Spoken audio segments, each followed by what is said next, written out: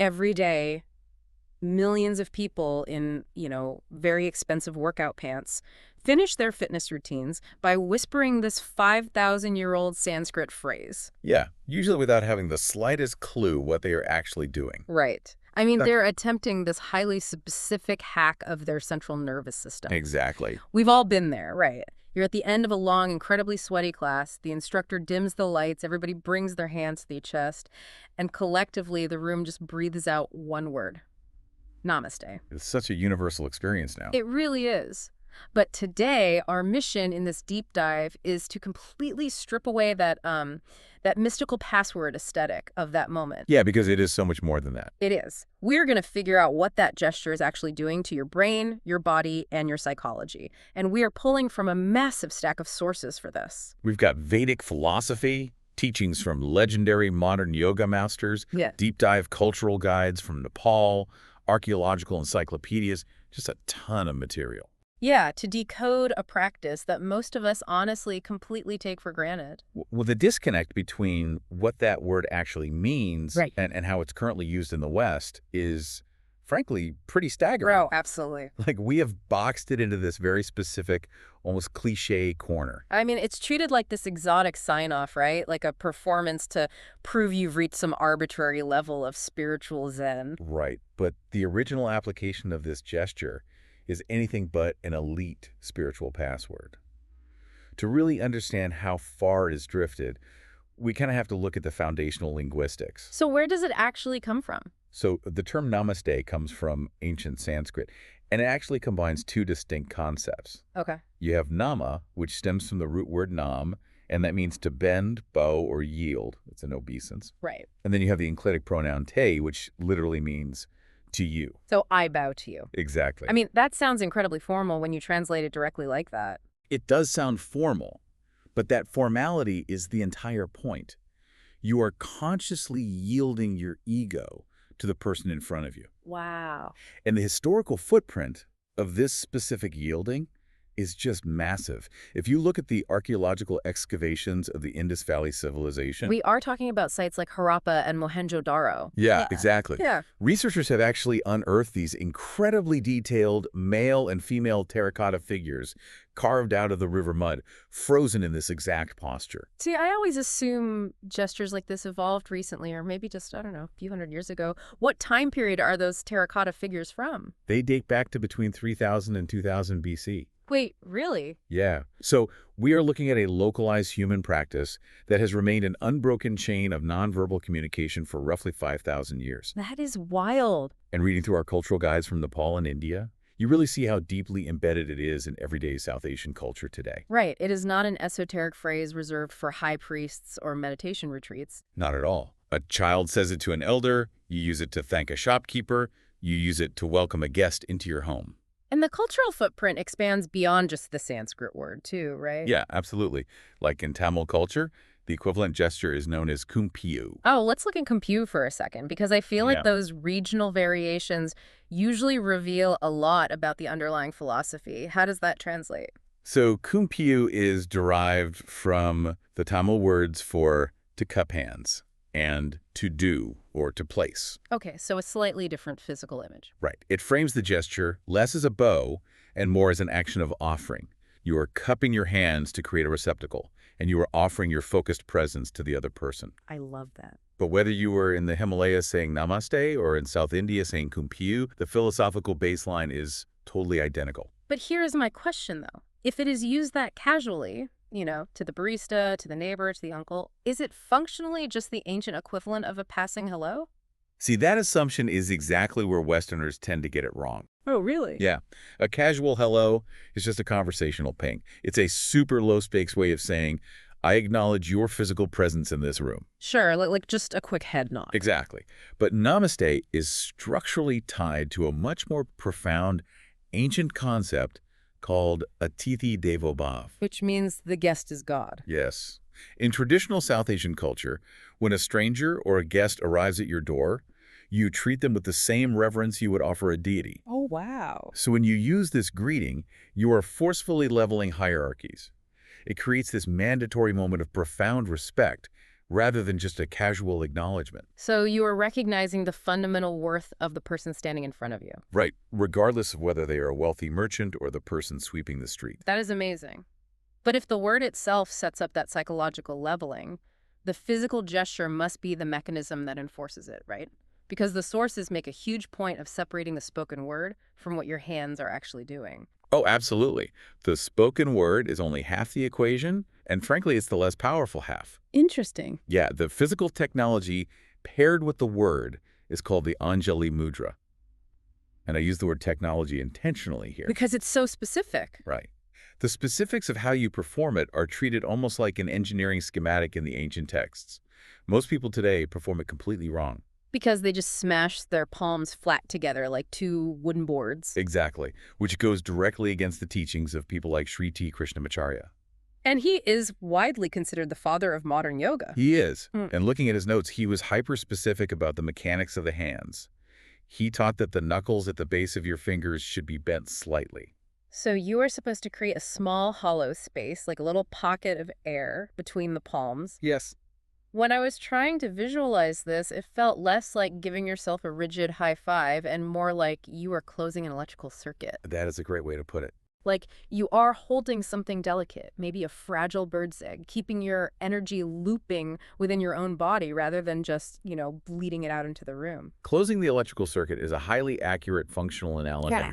Visually, the ancient texts describe that specific hollow shape as a lotus flower bud that is yet to open. Oh, I love the lotus symbolism. Right. The lotus grows in muddy, murky water, yet it produces this pristine flower. So the bud symbolizes the potential for spiritual awakening and the opening of the heart. Regardless of the chaotic environment you find yourself in. Exactly. But the mechanism of the Anjali Mudra goes way beyond just poetic symbolism. There are concrete, neurological, and physiological processes at play here. This is the part that completely recontextualized the gesture for me, because how does just cupping your hands together actually change your biology? Well, we have to look at how the brain maps the human body. In neuroscience, there's a concept called the somatosensory homunculus. Basically, if you were to draw a human based solely on how much neurological real estate the brain dedicates to different body parts, the hands would be massive. Like ridiculously out of proportion. Totally. There are incredibly high concentrations of nerve endings in our palms and fingertips.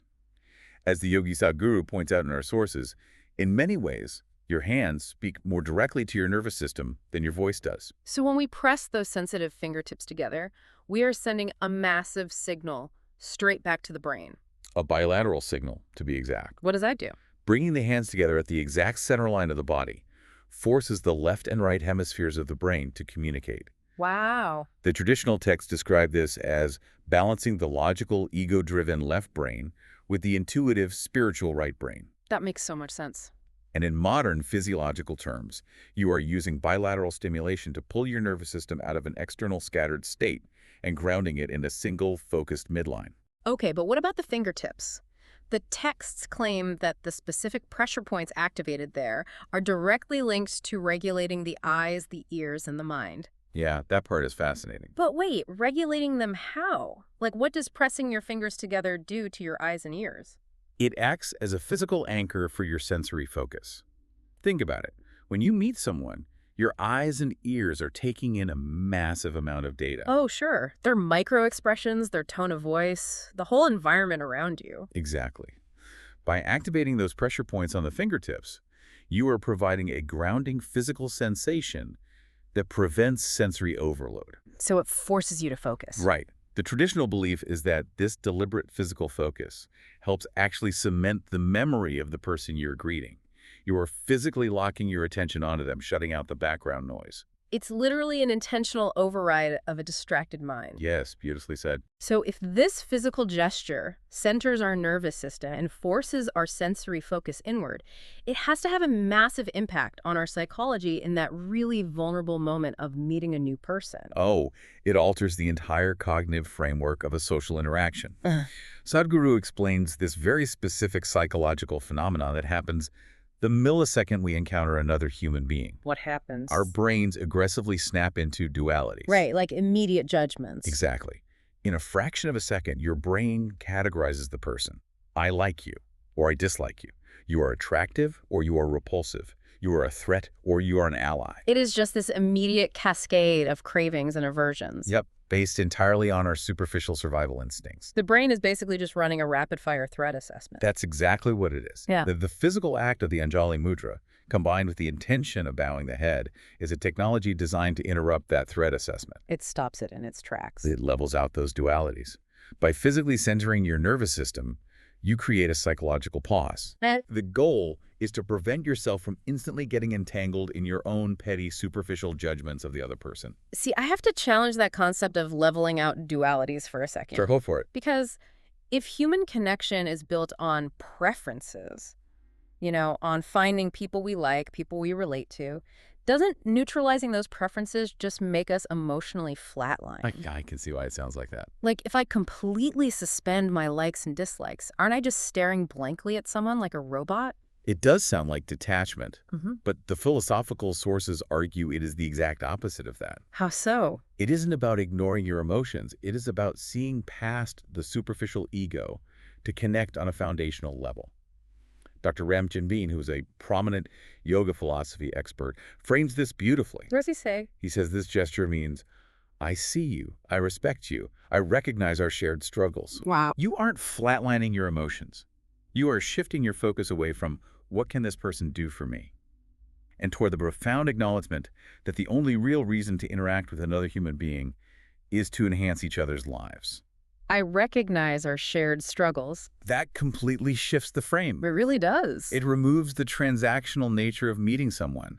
You aren't assessing their value, you are just acknowledging their humanity. Which requires an immense amount of humility, honestly. The physical poses, the breath work, the gestures in these ancient practices, they exist solely to foster humility, never to boost the ego. And there is a brilliant historical anecdote about Krishnamacharya in our sources that illustrates the biological reality of this humility perfectly. Oh, the story with the singer, yes. Please share this, because it highlights exactly how these physical locks work. Right, so Krishnamacharya was treating this very famous, highly arrogant South Indian classical singer. And this guy was losing his voice and was terrified his career was over. Exactly. So Krishnamacharya prescribes specific herbs, teaches him targeted breathing exercises and physical postures, and over a few months, the singer's voice is completely restored. A total success story. Right. But then the singer comes back to the master to show off. He just struts in, completely full of himself again, boasting about his incredible range, basically preparing to perform right there in the room. Just feeding his own ego. Totally. And Krishnamacharya stops him cold. He says, I know you are a renowned singer, but remember, I taught you the Jalandhara Bandha. And the Jalandhara Bandha is the physical lock where you bow the chin tightly down to the chest. Yes. Krishnamacharya tells him, God has gifted you with a wonderful voice, but keep the bandha in mind. We must keep the head bowed and live with humility. What's so fascinating about that is the physiological reality of the Jalandhara Bandha. Tell me about that. When you drop your chin to your chest, you are physically compressing the carotid sinus in the neck, which actually stimulates the vagus nerve. Wow.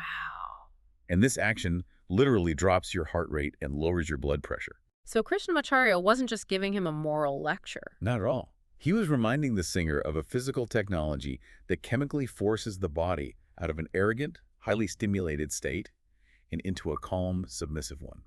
That is incredible. You cannot physically sustain a massive ego trip while your vagus nerve is being stimulated to lower your heart rate. The gesture literally alters the chemical state of your arrogance. Exactly. Which brings up a very real tension when we look at how this word is used today.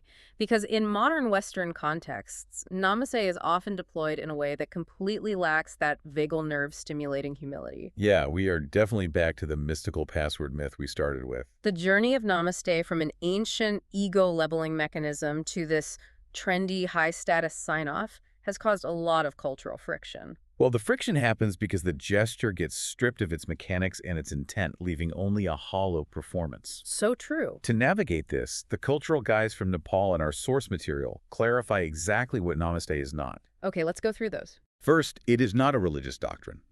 While it is heavily utilized by Hindus and Buddhists, the word itself is cultural. You do not need to adopt a specific theology to use it. That's a good distinction. Second, it is not an indicator of spiritual enlightenment. In Kathmandu or New Delhi, it is as ordinary and practical as holding the door open for someone. And it has undeniable practical benefits, especially in a modern post-2020 world. Oh, absolutely. I mean, it is a deeply respectful, hygienic greeting that requires absolutely zero physical contact. Right. You can honor someone's personal space, avoid swapping microbes, and still radiate warmth and undivided attention. It is incredibly practical. But the third thing, it is not, and this is where Westerners stumble, is an accessory.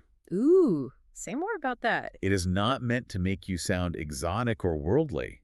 When people use it to signal their spiritual superiority to the rest of the room, they are actively feeding the ego. They are doing the exact opposite of what the Jalandhara Bandha and the Anjali Mudra were engineered to do. This leads to the most common anxiety listeners probably have right now. Let's hear it. If I am a Westerner and I'm standing in a coffee shop in Chicago and I use Namasté to thank my barista after they hand me my drink, Yeah? am I being culturally appropriative or am I just being weird? Well, if we synthesize the insights from Dr. Ranjane in the Nepalese Cultural Guides, the consensus is actually very clear. Okay. Because the greeting is functionally an ordinary display of respect in its native context, using it in a Western coffee shop might certainly feel out of place to the barista. It might come across as unnecessarily formal. Right. But from a cultural standpoint, the underlying intention is really the only metric that matters. Intention over performance. Exactly. The rule of thumb for anyone outside the native culture is this: use it only when you genuinely want to convey respect, gratitude, or closure. So don't just throw it around casually. Right. If it is a conscious, internal choice to honor a shared humanity, to truly focus your nervous system on the person in front of you, the recipient will feel that respect, even if the word feels slightly out of context. That makes a lot of sense. The cultural guides emphasize that when travelers use it, if it comes from a place of genuine humility rather than a desire to look yoga-like, it immediately builds a bridge. It creates a microenvironment of positive energy. But if you are saying it so the people in line behind you hear how spiritual you are, you should probably just say thank you. Right. If the ego is driving the word, just skip it entirely. Exactly. So, to pull all of this together, we started with a sweaty fitness class and a word that felt like a localized cliche. But what our sources have revealed is this 5,000-year-old psychological and biological tool. It really is profound when you look at the mechanics. Namaste is linguistics designed to yield the ego. It is neurological centering achieved by pressing the dense nerve endings in our palms to stimulate both hemispheres of the brain. And it is a psychological pause button, interrupting our brain's rapid-fire threat assessments to keep our judgments in check. It is the physical and biological embodiment of the realization. I see you, and I recognize our shared struggles. Perfectly said. So, for you listening right now, here is our challenge. The next time you find yourself using this gesture, or even if you just want to try it out sitting quietly where you are right now, execute the actual Anjali Mudra. Don't smash your palms together into flat boards. Whoa! Leave that small, hollow space between your hands. Imagine that delicate lotus bud waiting to open. Press your sensitive fingertips together. Drop your chin slightly to engage that physical lock, and just feel the biological shift it brings. It fundamentally changes the geometry of your attention. It pulls your scattered energy inward and alters your internal state almost instantly, which actually brings me to a final thought I want to leave you with. All right, let's hear it. Namaste is an ancient technology engineered to force a physical and psychological pause. It neutralizes our instant judgments so we can recognize a shared humanity before we even speak a word. In an era where our interactions are predominantly digital, instantaneous, and, frankly, highly judgmental. So judgmental. What would happen if we figured out how to apply the internal pause of Namaste to our keyboards before we typed a single word?